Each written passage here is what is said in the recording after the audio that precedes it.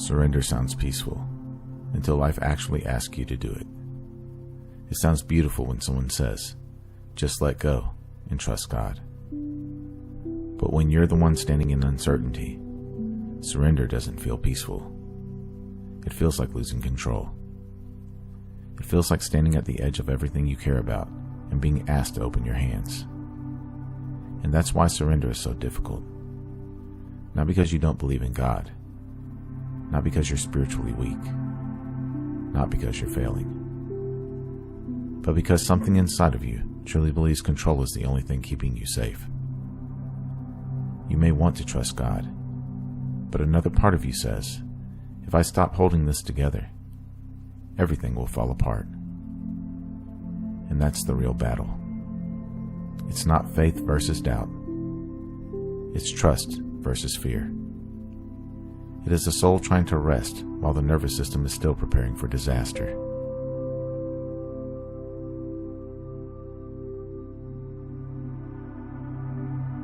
Most people don't resist surrender because they're arrogant. They resist surrender because they have been hurt. They have trusted before and been disappointed. They have prayed and still suffered. So now, when life asks them to release control, something inside says, no, I know what happens when I let go. You start trying to predict everything.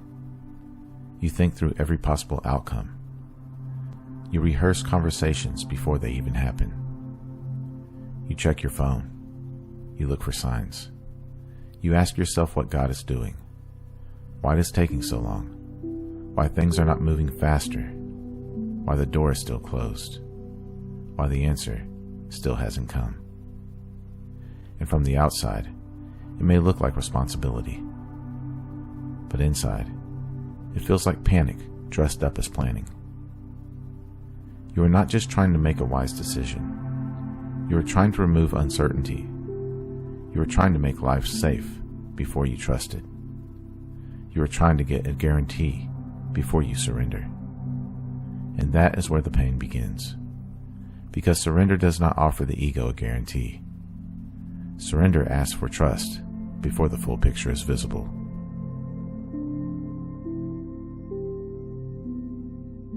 The mind creates a false image of surrender. It tells you surrender means giving up. It tells you surrender means becoming passive. It tells you surrender means you stop caring, or trying, or stop making choices. But that's not surrender. That is collapse. True surrender is not weakness. True surrender is not abandoning your responsibility. Surrender means you stop worshiping control. It means you do what is yours to do, but you stop pretending you can control everything that happens after that. There is a difference between responsibility and control.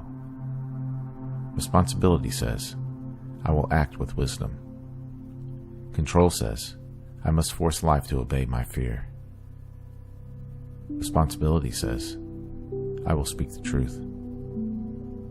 Control says, I must manage how everyone receives it. And a lot of people are exhausted because they are calling control responsibility. They think their anxiety proves that they care. They think their tension proves they are being careful. They think their inability to rest means they are doing the right thing. But sometimes the thing you call being careful is really fear refusing to trust God with the unknown.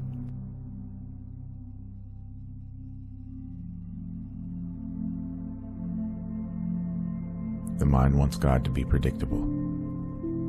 It wants God to move on schedule, to explain the delay, to show the outcome before asking for trust. But God does not operate inside the mind's demand for certainty. God is not an object you can control. God is not a force you can use to protect the story you already wrote. God is not a spiritual tool for making sure life never hurts, changes, or disappoints you. And this is where surrender becomes frightening. Because surrender means you stop trying to make God serve your fear. You stop saying, I trust you, while secretly meaning, I trust you only if you do what I already decided is best. That's not trust. That's negotiation. Real trust begins when you can say, God, I don't understand this. I don't like this. I don't know how this will turn out. But I am willing to stop making my fear the final authority. That is surrender. Not pretending you are calm, not pretending you are detached, and not pretending everything feels easy, but choosing not to let panic become your God.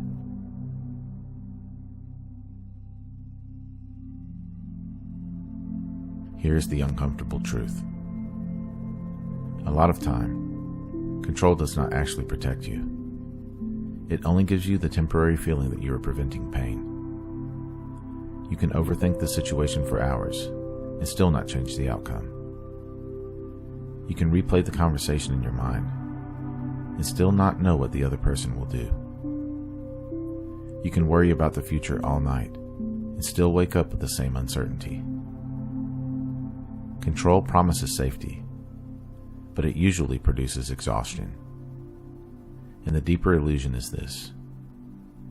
You think if you let go, everything will collapse. But what if the thing collapsing is not your life? What if the thing collapsing is the false belief that you were holding everything together alone?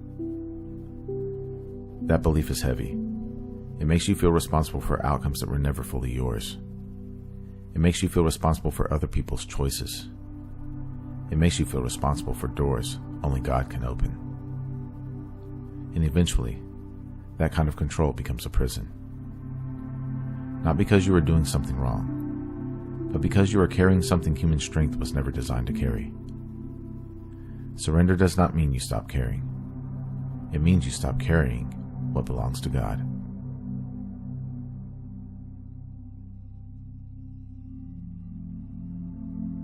In real life, surrender is not always dramatic. Sometimes surrender is sending the message, then not checking your phone every 30 seconds. Sometimes surrender is applying for a job, then refusing to decide whether your worth is based on whether they choose you or not. Sometimes surrender is loving someone without trying to control their reactions. Sometimes surrender is admitting, I cannot make this person understand me. It can look like making the decision you know is right, even if you cannot control how others react. It can look like setting the boundary without needing the other person to approve it. It can look like letting yourself be human, instead of trying to be spiritually perfect. Because real surrender is honest. It doesn't say, I am fine, when you're terrified. It says, God, I'm scared, but I'm still here. It doesn't say, I don't care what happens. It says, I care deeply, but I cannot let this outcome become my master. It does not say, I have no desires. It says, I have a desire, but I release the demand that life must happen exactly my way for me to be okay. That's not weakness. That is inner strength. That is faith becoming embodied. That's trust becoming real.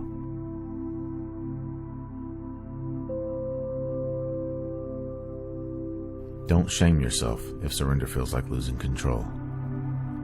Of course it feels that way. The part of you that wants control is trying to protect you. It's trying to prevent pain. It's trying to keep you from being blindsided again. But there comes a moment when protection becomes imprisonment. There comes a moment when the grip that once helped you begins to suffocate your peace. And that is when surrender becomes necessary. Not because God wants to take away your power, but because your fear was never meant to rule your life. Surrender is not the end of action. It is the end of panic pretending to be wisdom. It is not the loss of strength. It is the release of false responsibility. It's not falling into nothing. It's remembering that you were never holding everything together by yourself. Do your part. Speak the truth. Make the decisions. Take the next step. Protect your peace and act with wisdom. Then, let God be God. That is surrender. Not losing yourself, not giving up, and not becoming powerless, but finally realizing control was never the same thing as safety.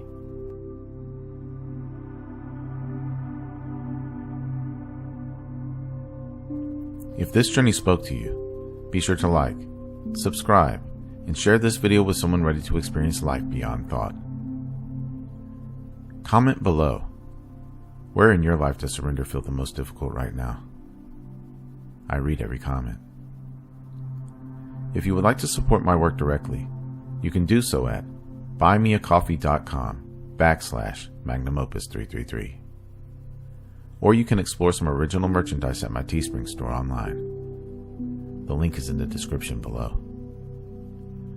Remember, your consciousness is the key that unlocks reality. Let's keep unlocking it together. Thank you for watching. Until next time.